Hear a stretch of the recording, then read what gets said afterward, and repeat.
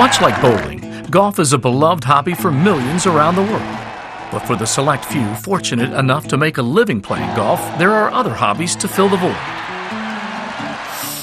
For Brian Bateman, the kitchen is a sanctuary. I like to get away from the game and have some separation. Once I'm home, I'm in that kitchen quite a bit. I'm cooking 5 or 6 nights a week. It's just a passion of mine that I've had since college.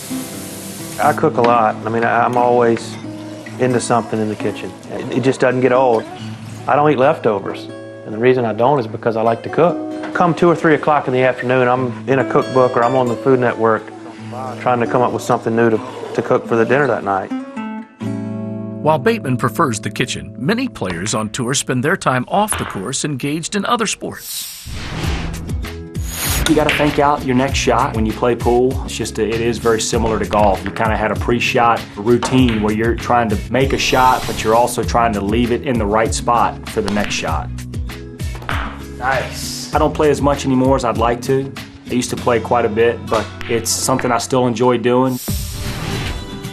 I love surfing in Hawaii. It is the birthplace of surfing, and if you look at the history of it, it's probably like going to St. Andrews to play golf. But they have some of the heaviest and most insane breaks in the world.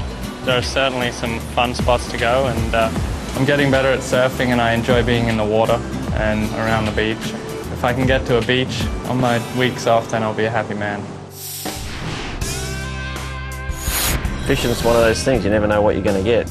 I think that's the beauty of it. Yibba-yibba. That tastes good. It's always a lot of fun whenever you go, and sometimes you catch them, sometimes you don't. I always dreamed about having my own rink when I was a kid, and I went a little overboard on the rink, maybe a lot overboard.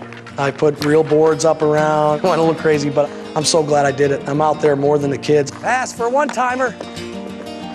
I say it's for the kids, but I'm out there every day for a couple hours, and it's been a lot of fun. I enjoy the peace and quiet of it. I get away, I get to spend some quality, peaceful time by myself, and it's really exciting. Ooh, that's a dead deer.